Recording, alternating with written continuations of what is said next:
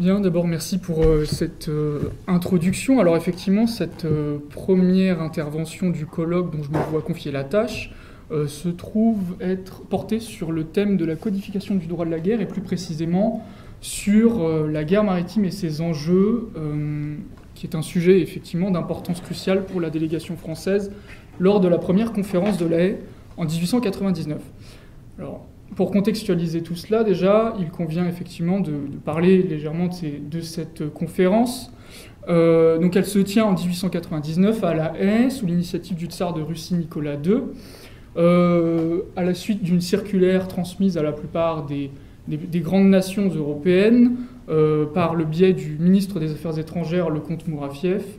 Les objectifs sont multiples, mais ils sont distinguables en trois grandes idées. Déjà, l'idée d'une paix durable, en tout cas de tendre vers cet objectif par le biais notamment de l'instauration d'un arbitrage plus ou moins obligatoire, en tout cas,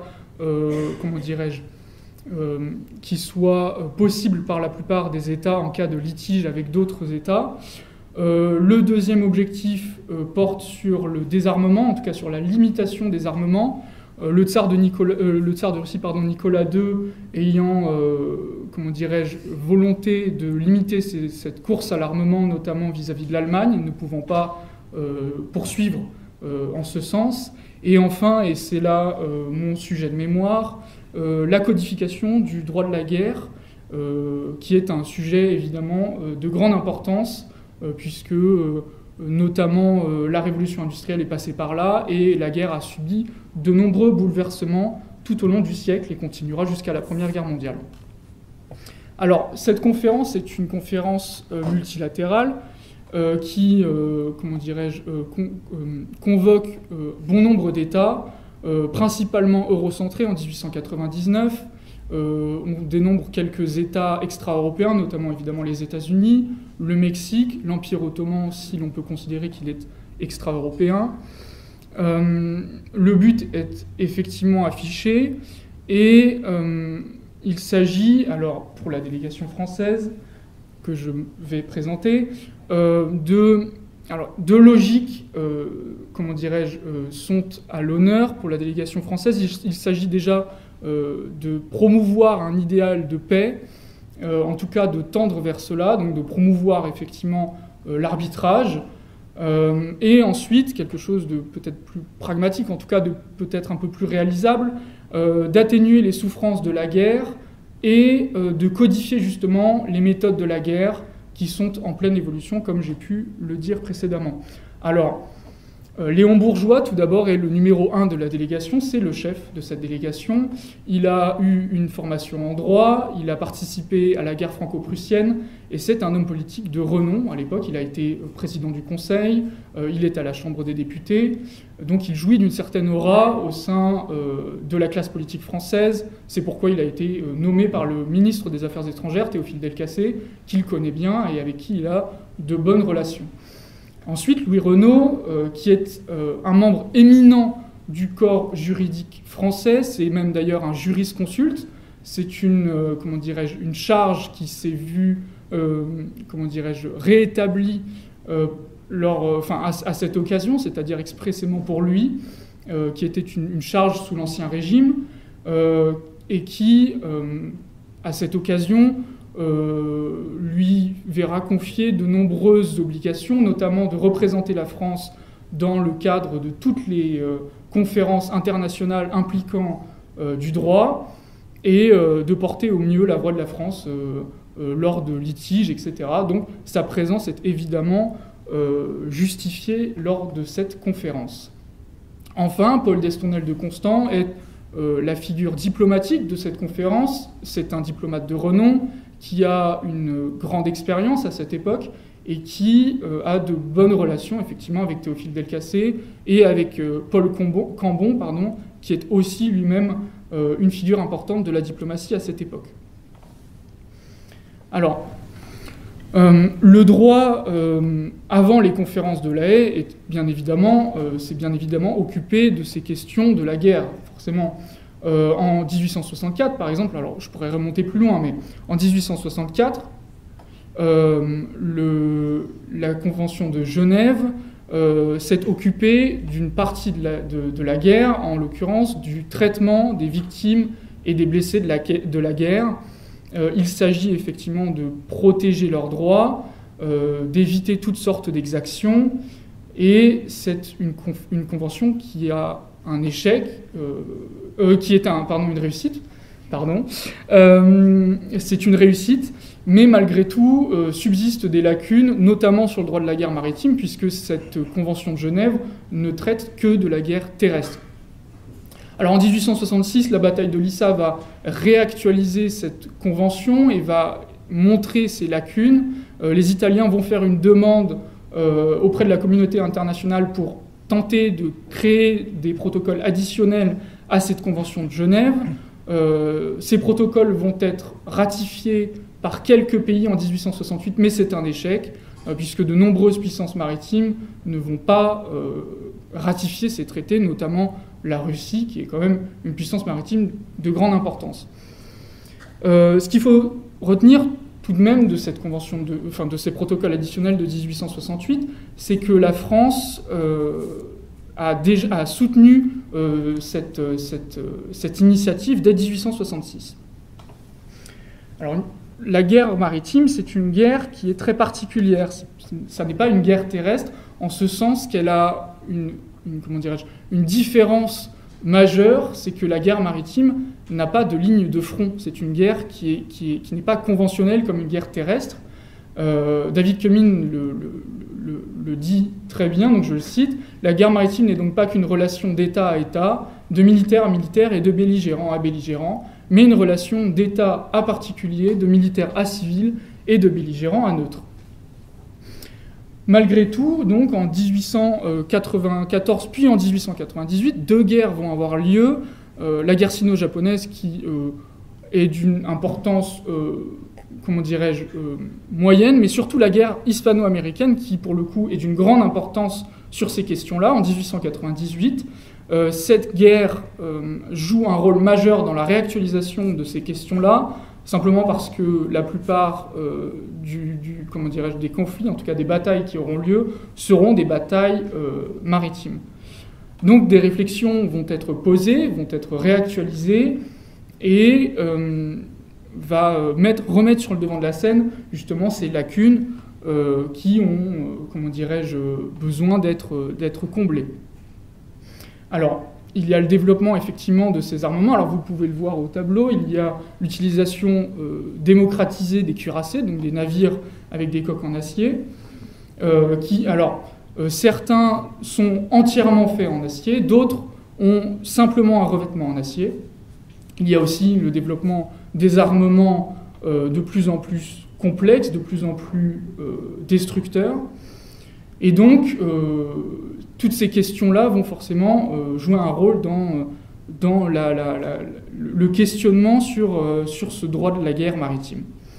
Je peux citer aussi le docteur Charles Auffray, qui, en 1894, a lancé un appel au gouvernement français pour combler ce vide juridique, étant lui-même un médecin renommé sur la question de la guerre maritime. Alors, la délégation française va, en 1899, donc s'emparer de ces questions sur ordre du ministre des Affaires étrangères et du gouvernement par extension. Comme en témoigne en mai 1899, enfin je cite une circulaire, mais il y en a beaucoup, les instructions sont claires. Il s'agit, je cite, de participer avec empressement à toute délibération sur l'adaptation de la Convention de Genève à la guerre maritime.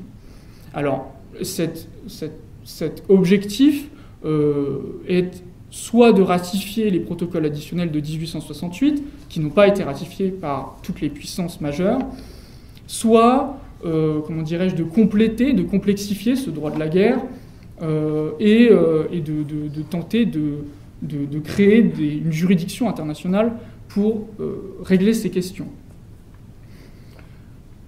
Alors, je vais un peu vite. La délégation française à La Haye est composée effectivement de nombreuses personnalités, justifiées par la complexité des débats, mais certains membres auront une importance toute particulière dans le cadre de la codification du droit de la guerre maritime. et de l'adaptation des protocoles de Genève à la guerre maritime. Donc Louis Renault, tout d'abord, qui est donc le jurisconsulte et la figure, comment dirais-je, d'autorité sur la question du droit en France. Et enfin, le contre-amiral Théophile Peffaut, qui joue le rôle de l'expert de la guerre maritime, étant lui-même un membre assez important de la hiérarchie militaire de l'époque. Cette délégation, donc surtout ces deux personnalités, vont avoir un rôle très important dès le début des délibérations en 1899. Le 30 mai notamment, donc dès le début de ces délibérations, Louis Renault et le contre-amiral Peffaut vont, en accord avec le gouvernement toujours, émettre plusieurs propositions. Je vais citer notamment l'exemption de capture des navires hôpitaux qui, alors vous pouvez en voir un là, ne sont pas, comment dirais-je, ne bénéficient pas d'une certaine immunité comme avait pu en bénéficier les hôpitaux par le biais de la Convention de Genève. Il y a aussi l'obligation pour tous les belligérants de notifier la présence de ces navires hôpitaux sur mer, alors soit par le biais d'une liste, soit évidemment, et c'est surtout par cela, par le biais du port de la Croix-Rouge. Alors ces deux propositions seront reprises dans la convention finale, dans les actes finaux. Je peux citer aussi le cas du débarquement des blessés sur le territoire neutre. Alors c'est une question qui est un petit peu technique, mais elle permet en fait de protéger les pays neutres qui voudraient porter secours aux blessés qui débarqueraient de ces navires hôpitaux sans connaître le risque d'être, comment dirais-je, affiliés à un ennemi. Et donc, comment dirais-je, ça va permettre effectivement aux blessés une prise en charge plus rapide. En tout cas, Renault a fait cette proposition et dans les actes finaux, cette proposition se retrouvera. Alors, outre cela, dans les actes finaux, on peut retrouver notamment l'article 1 qui établit les navires hôpitaux, qui en fait une description très stricte pour éviter toute exaction. Ces navires hôpitaux ne doivent pas être armés, évidemment, ne doivent avoir aucune autre fonction que de porter secours aux blessés. Et cette proposition fait évidemment écho à une des demandes du ministre de la Guerre, Lockroy, qui avait fait lors de ses demandes à la délégation française une demande particulière sur cette question-là. Ensuite, évidemment, l'article 4 porte sur l'usage, comment dirais-je, sans distinction de ces navires hôpitaux, c'est-à-dire qu'il faut, selon la Convention de La Haye, interdire à ces navires hôpitaux, de distinguer les blessés selon leur appartenance au sein d'une guerre. C'est-à-dire qu'il ne faut pas qu'un navire hôpital ne traite des blessés que d'un seul pays. Cette obligation est donc instituée par la Convention de La Haye et donne satisfaction, encore une fois, à la délégation française qui s'en était faite la défenseuse. Néanmoins, ces nombreuses victoires sont, comment dirais-je, à mettre en relation, ou plutôt en contradiction, avec quelques échecs qui sont de moindre mesure, mais qui demeurent dans les actes finaux, notamment le terme de violation de neutralité que le ministre de la Guerre juge trop vague et l'avait fait notifier à la délégation française qui, malheureusement, n'a pas réussi à effacer ce terme pour, comment dirais-je, le complexifier et l'expliquer sans ambiguïté. Ensuite, la distinction entre les navires hôpitaux étatiques et les navires hôpitaux de la Croix-Rouge ou des neutres n'est pas effacée, malheureusement. En tout cas, la délégation française souhaitait effacer cette distinction pour éviter toute différence de traitement entre un navire hôpital d'un belligérant ou un navire hôpital de la Croix-Rouge, notamment dans le cadre de ravitaillement dans des ports. Alors, outre ces protocoles additionnels de la Convention de Genève, en tout cas, la tentative de créer, de combler cette lacune de 1864, il y a aussi cette question de la codification, en tout cas de l'encadrement des méthodes de la guerre sur mer. Alors, cette question est un échec, en tout cas cette délibération à La Haye en 1899 est un échec pour de multiples raisons, et la France a joué un rôle là-dedans. Donc, comme je l'ai dit, de nombreux nouveaux armements sont comment dirais-je, inventés tout au long du siècle, sont démocratisés, notamment, alors je parle effectivement, vous pouvez voir à l'écran les sous-marins. Leur utilisation en 1899 n'est pas encore démocratisée. Il faut, comment dirais-je, codifier leur utilisation et oui, codifier leur utilisation. La France, alors, confie comme instruction à la délégation française, avant même la tenue des débats, d'écarter tout débat sur cette question-là. Elle estime que la question des sous-marins n'a pas lieu d'être posée dans cette conférence, que c'est une question qui est, je cite, réservée, autrement dit qu'elle appartient à la France et qu'il s'agirait d'une atteinte à la souveraineté nationale et aux intérêts stratégiques de la France si elle était encadrée par une institution, en tout cas par une convention internationale.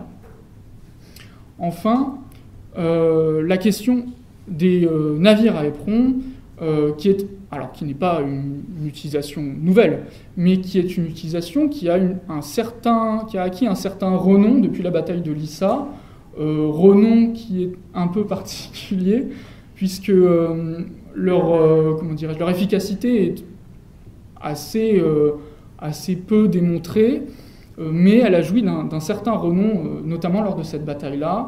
La France, sur cette question-là, refuse absolument de porter les navires à éperon, en tout cas ce sujet-là, lors des débats, simplement parce que c'est une question qui n'a pas lieu d'être, c'est une utilisation qui va, à leurs yeux, s'estomper, elle n'a pas d'intérêt stratégique, et il me semblerait que cette question a été écartée simplement pour éviter de surcharger les débats qui sont déjà d'une grande complexité. Ensuite, la question des torpilles, alors qui est une question aussi très importante, puisque les torpilles, c'est probablement l'arme la plus nouvelle de celle dont je viens de vous présenter, Alors, ce sont des questions qui sont un peu techniques, mais les torpilles de blocus, alors si j'ai bien compris, ce sont des torpilles qui sont utilisées uniquement lors de blocus de port, c'est-à-dire de façon défensive. Ces torpilles de blocus, la France refuse de les encadrer, refuse d'encadrer ces torpilles. Elle estime que c'est une question qui lui est aussi réservée. Néanmoins, les torpilles de sillage, donc les torpilles qui sont utilisées en haute mer, sont un armement qui, leur encadrement n'est pas, ne pose pas de problème pour la France, mais néanmoins, le ministre de la Guerre demande à la délégation de ne pas porter d'initiative sur ce sujet-là.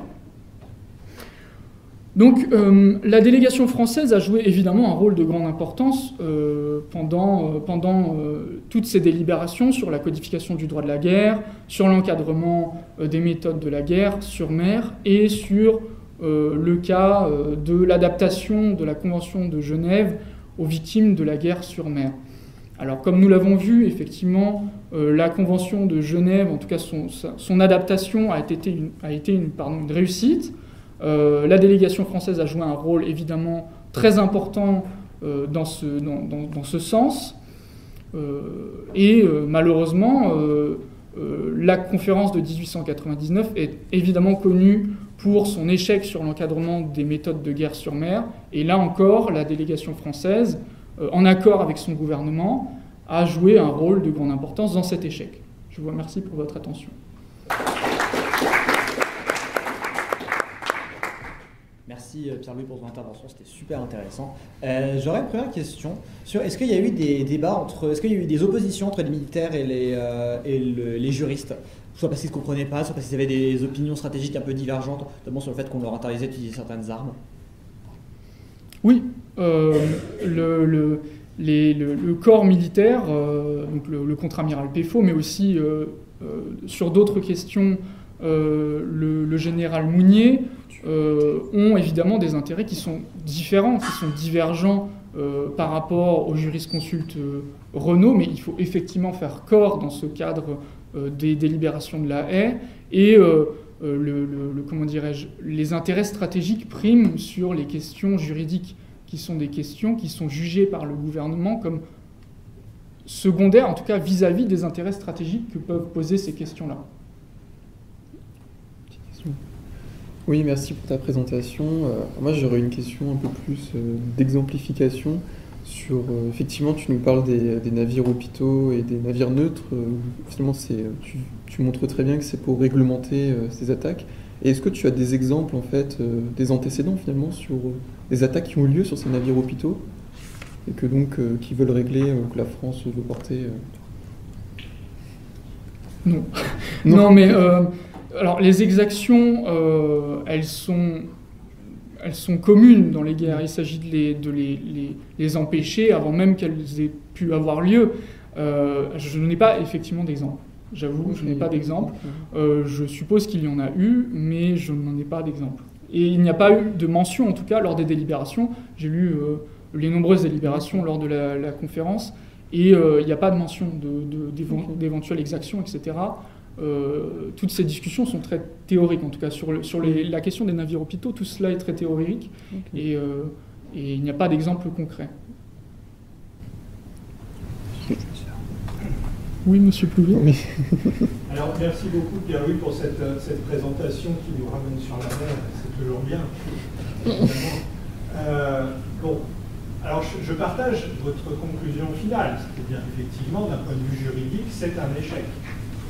Mais je pense que vous ne remettez pas en perspective cet échec. C'est-à-dire qu'il y a dans votre présentation, même si je pense que le temps n'a pas joué pour vous, évidemment, et votre mémoire précisera les choses, il faut remettre en perspective les discussions de la conférence de La Haye avec la course aux armements absolument exceptionnelle qui se joue en Europe à ce moment-là, et en particulier France, Allemagne et Royaume-Uni. On est là sur 3 pays qui se sont engagés depuis les années 1880 dans une course aux armements navals qui n'a pas d'équivalent dans l'histoire, il faut quand même le constater, avec les techniques que vous avez effectivement évoquées. Et si on se recentre sur la France, en France, vous avez le débat dit de la jeune école. Et ce débat de la jeune école, alors pour ceux qui n'auraient pas suivi cet épisode-là, qui est assez confidentiel, il faut bien le dire, vous avez dans la marine française, mais qui en réalité est un débat qui dépasse très largement la marine, puisque l'opinion publique s'en empare. N'oubliez pas la loi de 1880 sur la liberté de la presse, qui permet à l'opinion publique de véritablement faire venir dans l'espace public les questions stratégiques, militaires et de droit international, qui sont clairement débattues dans la presse. Alors la jeune école, c'est quoi? La jeune école, c'est un groupe de marins français, représenté par l'amiral Aube, qui va devenir ministre de la Marine juste avant la conférence de La Haye. Ça n'est évidemment pas tout à fait un hasard, et qui défendent l'idée que la France doit s'orienter vers une construction de navires légers, rapides, pour mener des offensives éclairs sur l'ennemi. Va avec cela, et je reprends effectivement votre présentation qui était tout à fait précise sur cette question, la naissance du sous-marin militaire et la torpille automobile, qui est évidemment un élément destructeur que le droit a peine à envisager. Et donc, du coup, juste avant la conférence de La Haye, cette jeune école, elle gagne. C'est-à-dire que stratégiquement en France, on a l'ensemble des usines françaises qui sont à plein régime pour fabriquer des navires qui sont des navires d'offensive et qui sont des navires destructeurs. On quitte le vieux cuirassé un peu lourd, puisqu'on a le sentiment que la guerre d'escadre s'est terminée, pour aller vers cette guerre de mobilité. Alors, guerre fixe, guerre mobile, ça c'est un vieux débat qui existe depuis l'Antiquité. Pour le coup, c'est pas neuf. Et là, dans le cadre de ces éléments qui sont des éléments industriels, vous avez rappelé la vapeur, le fer, etc. Et donc, l'AE ne pouvait pas fonctionner, précisément parce que tous les États européens savent qu'il y a un engagement à venir. On n'a pas encore tout à fait l'idée de la Première Guerre mondiale, et on sait qu'une crise internationale il y a eu Fashoda au moment de... Voilà, et donc il y a plein d'autres comment dire, soubresauts internationaux qui font qu'on sent une tension monter, notamment clairement entre la France et l'Allemagne, c'est tout à fait clair. Et donc, codifier un droit sur mer à un moment où précisément on développe des armes nouvelles pour écraser son futur ennemi, vous voyez, ça avait assez peu de chances d'aboutir. Donc il faut connecter absolument votre analyse juridique à cet environnement, qui est un environnement qui n'est pas du tout fait pour que la haie et les juristes qui étaient présents à la haie finalement l'emportent, si vous voulez. Parce qu'au même moment, vous avez côté allemand le lancement d'un arsenal naval qui est absolument terrifiant. Terrifiant. Et le Royaume-Uni n'est pas en reste pour le coup. Voilà, donc ça, je trouve que c'est alors sans doute une question de temps, mais il faut le reconnecter avec les débats nationaux. Vous avez la thèse de Sébastien L'Official sur le Parlement Troisième République, donc pendant votre époque, où il y a les débats stratégiques autour des engagements navals. Je pense que c'est ça qu'il faut réintroduire, si vous voulez. Et c'est intéressant dans votre communication, les marins ne sont jamais présents. Vous nous parlez des juristes et des militaires de terre, mais où sont les marins à la conférence de l'air? On codifie un droit maritime sans marins, c'est assez inquiétant. Et ils ne sont pas là pour cause, parce que ça ne les intéresse pas.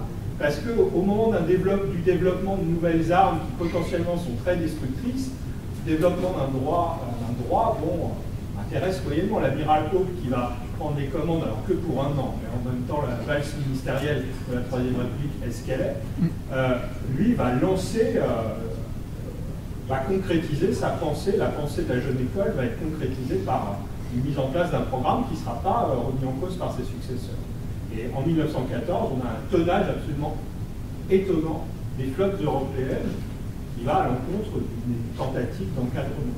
Pour revenir sur la question des navires hôpitaux, les navires hôpitaux seront bombardés pendant la Première Guerre mondiale encore, et après le droit va s'installer et vraiment on sera sur des navires qui seront vraiment sauvegardés pendant la Deuxième Guerre mondiale. Bon, il y a quelques accidents, mais pendant la Première Guerre mondiale, l'engagement français est nul d'un point de vue maritime, puisque à part les Dardanelles, on n'a pas d'engagement maritime. Il n'y a pas de guerre navale côté français pendant la Première Guerre mondiale. Et pour la Seconde Guerre mondiale, je vais vous dire qu'il était sur le couvre, et pour cause.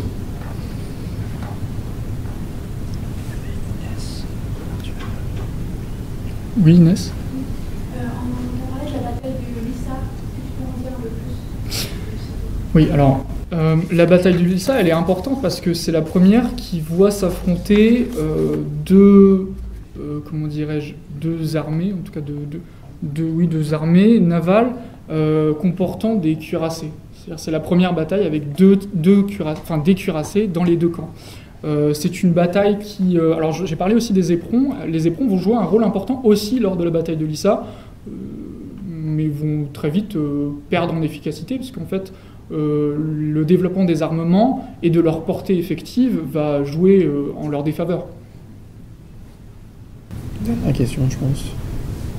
Oui. Du coup, tu as parlé des réglementations qui ont été choisies pour les bateaux hôpitaux, etc. Est-ce que c'est des réglementations qui sont encore en vigueur aujourd'hui ou j'imagine que ça a évolué? Oui, alors il me semble qu'il y a eu de nouvelles conventions de Genève après la Seconde Guerre mondiale. Mais effectivement, la question des navires hôpitaux, enfin, toutes ces bases juridiques demeurent. Oui, monsieur Oui, Jousset. alors pour finir, peut-être plus sur la forme, parce que sur la mer, je ne suis pas très compétent. Je peux faire un peu de latin, là, Jules me permet de m'en faire. Il y a un très beau poème de Suawe Marie Magno qui dit son bonheur d'observer la mer depuis la terre. Dans votre expression, attention, vous parlez à un moment de cuirassé qui serait démocratisé et ensuite de la démocratisation des sous-marins. Alors, je sais bien que parmi nous, il y a des gens qui pilotent les chars, mais je ne suis pas sûr que le sous-marin soit tout à fait démocratisé. Enfin, faites attention à cette expression. Le vélo est sans doute démocratisé, le sous-marin peut-être un peu moins. Et enfin, Léon Bourgeois, est-ce que vous mesurez l'importance intellectuelle du personnage? Qu'est-ce que vous savez de sa formation intellectuelle? Il a fondé le solidarisme. Voilà, il faut quand même Oui. le rappeler. Oui. Sans le solidarisme et sans son Oui, rôle, non, mais c'est vrai. c'est un des dignitaires les plus éminents de la franc-maçonnerie de l'époque. Donc sans le solidarisme, vous comprenez peut-être moins pourquoi on l'a choisi et pourquoi il s'est engagé, j'allais dire, dans cette galère. Mais c'est les questions, c'est les problématiques de temps qui m'empêchent de... Non, on a le temps de dire des choses. Bah,